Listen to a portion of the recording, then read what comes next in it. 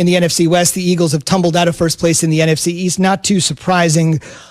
Jalen Hurts got on the field for a couple snaps, one pass, one handoff. But Key, Jay's been saying this for a while. Is it about time to hand it off at any point now to Jalen Hurts? No. Still no.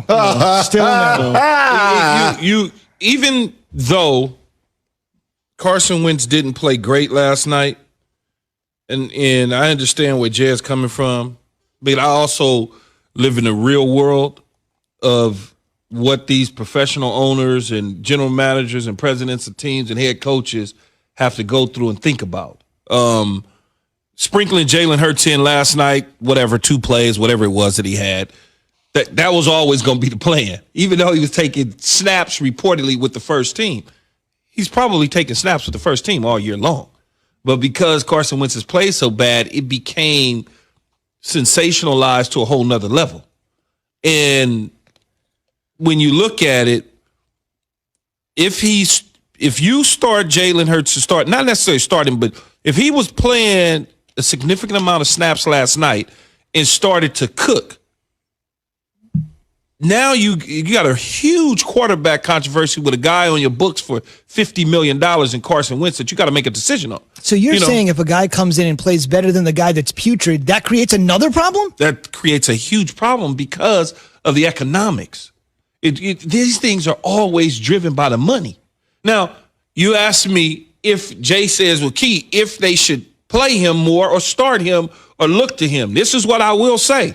And, I tend to think that in these situations, I try to think like the coaches and the general managers opposed like a fan. I know that they probably should do it, but I also know that next week when they play, if Carson Wentz struggles, now I'm going to take him out because this is my last opportunity and chance. Last night was not my last opportunity and chance. I'm holding on by a thread, right? Next week, it's probably my last chance and opportunity if I lose that game. So if Carson Wentz is throwing the ball in the stands and not playing well or giving the ball to the other team like he did last night on the late drive, that could have put him even closer to Seattle and put the pressure on Russell Wilson. Instead, he throws an interception. He was cooking up to that point. They methodically moved down the field, put him in position. Some would argue they should have took the 3. I'm like, man, go for it. Go ahead and go for it because you got to score. Carson Wentz hasn't been the same guy technically since his ACL out in L.A. when he got hurt right before the Super Bowl. He hasn't been the same. Although last year he showed some good signs late in the year, Jay, but he just hasn't been the same. And as far as Jalen Hurts goes, it's hard to, at this stage of the game, when you got that type of money on the line, is to decide to bench your future, what you believe was your future, right now. You may be able to do it next week, but not last night. You couldn't do it. I'm over it being Carson Wentz's fault. I'm over it, Key. Last night, Doug Peterson's Monday Night Football coaching performance was a fireable offense. It was a fireable offense. This team has lost their last 7 of 11 games. Watching the debacle between the quarterback competition is straight up embarrassing. It's logicless. He brings Jalen Hurts in for one possession. He completes a pass. He gets snagged very quickly. I know it was part of the strategy, Key. Snagged. But also, there are a lot of other things. Fourth quarter, Carson Wentz going forward on 4th down, being down. You're forcing a pass. He blames certain things on the quarterback. He doesn't blame certain things on the quarterback. Watching him at the podium, every post presser just seems to be more and more embarrassing. And at what point, I know their offensive line has changed so much. I think it was their 10th combination in 11 games that they played. I know that Carson Wentz is running for his life, but it just seems like the way Doug Peterson, I know he has 1 Super Bowl championship, but the way he is handled this year continues to be more and more embarrassing. And the play calling didn't seem like it was at its best last night. Well, here's what I would say in terms of the Jalen Hurts completion. Well, the first opportunity there was a false start on the right side of the offensive line. The tight end moved, the right tackle moved. Because of the cadence, when you're used to hearing a certain bark out from the quarterback in Carson Wentz, now you got a different cadence with Jalen Hurts. Even though y'all have practiced together some in the week, it's different. And so there was the false start. Although he would have completed that pass, would have been whatever, gain of yards. Then the next time he completes a ball, now all of a sudden they pick up 6 or 7. If you keep him in the game and he's doing that and they're starting to rally behind that, it makes your job difficult as a head coach to now stick with the guy that, and it sounds crazy. You got to follow the money. I hear you. This is all about the money, not the right thing. I'm sorry that driving the ball down the field efficiently can make your job difficult.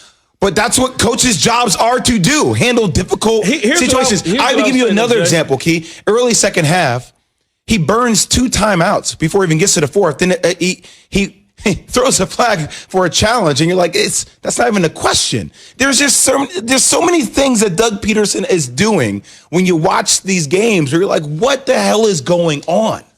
What is going on? And I'm sitting there saying, fans are roasting Carson Wentz, and I'm like, well, I mean, Carson Wentz is who Carson Wentz is, Key. That's who he is. But you gotta roast him because the coach, in my opinion, coaches don't get fired after winning Super Bowls in 3 years. They get, you win a Super Bowl, that's probably gonna give you another 5 years. The franchise is only Super Bowl. Yeah, they're gonna give you 5 after that Super Bowl, right? Only one. Understand, but Nick Foles did come in like Robert Horry and save the day. No, correct? It doesn't matter though. Because I'm the guy with the statue in front of the stadium, and if I win, I'm going to get another 5 to get back. Typically, you're gonna get probably 5. If I lost a Super Bowl 3 years later, I'm probably gonna get fired. You just look at it. Dan Quinn, coaches that lose a Super Bowl typically get a couple years and they get fired.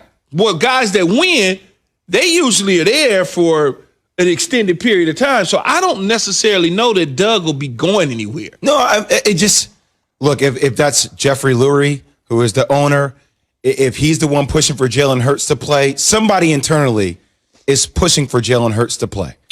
It feels like there's this self-sabotaging that's happening inside this organization. And Doug Peterson, it feels like just continues to get a pass because it only goes on Carson Wentz.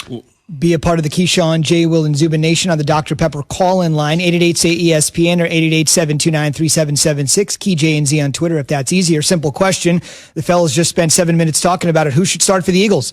Wentz or Hurts? You know how Key feels? You know how Jay feels. ESPN Nation presented by Dr. Pepper. It's official. College football's back. So is your favorite Dr. Pepper-loving college football town, Fansville. Head to a store near you to treat your inner college football fan to an ice cold 20-ounce Dr. Pepper today. Again, if you can donate today, first day of V Week, v.org/donate. Jay and I have a special bond to Coach Valvano. Coach Valvano played at Rutgers from 1964 to 1967. And when Coach Valvano took his last breath, he took so in Durham, North Carolina, where Jay obviously built his legend, and just down the road, just down Tobacco Road in Raleigh, he'll be a legend